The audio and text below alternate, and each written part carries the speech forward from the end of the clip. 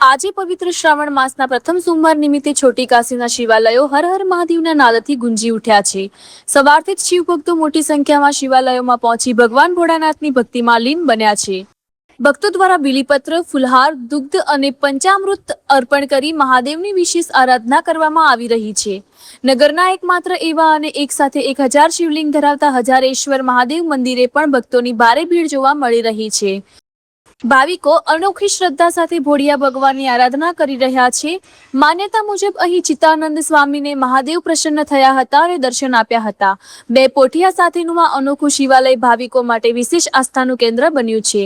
ભાવિકોનું કહેવું છે કે 1 વર્ષના પૂજાનું ફળ શ્રાવણ માસમાં મળે છે। તો આવો સાંભળીએ આ પવિત્ર શ્રાવણ માસ અને હજારેશ્વર મહાદેવ પ્રત્યેની ભાવિકોની અનોખી આસ્થા। મારું નામ અલ્પાબેન વિજયભાઈ ત્રિવેદી। જામનગરમાં હવાઈ ચોક પાસે આવેલું 1000 શિવલિંગનું મંદિર જે 250 વર્ષ જૂનું છે। ચિત્તાનંદ સ્વામીજી જેને 12 વર્ષ હાથમાં શિવલિંગ લઈ અને તપ કર્યું અને પછી તેને શિવજી પ્રસન્ન થયા અને 1000 શિવલિંગની સ્થાપના કરી। 3 ખંડમાં 1000 શિવલિંગ આવેલા છે। આ મંદિરની એવી વિશેષતા છે કે ત્યાં 2 પોઠિયા આવેલા છે અને પોઠિયા ઉપર શિવલિંગ છે જે છેલ્લું શિવલિંગ છે। અહીંયા શ્રાવણ મહિનામાં લોકો શિવલિંગ ઉપર પાણી, દૂધ થી અભિષેક કરે છે અને ધન્યતા અનુભવે છે અને શ્રદ્ધાપૂર્વક, ભક્તિપૂર્વક સેવા કરી અને પૂજાનો આનંદ અનુભવે છે। મહાદેવ હર।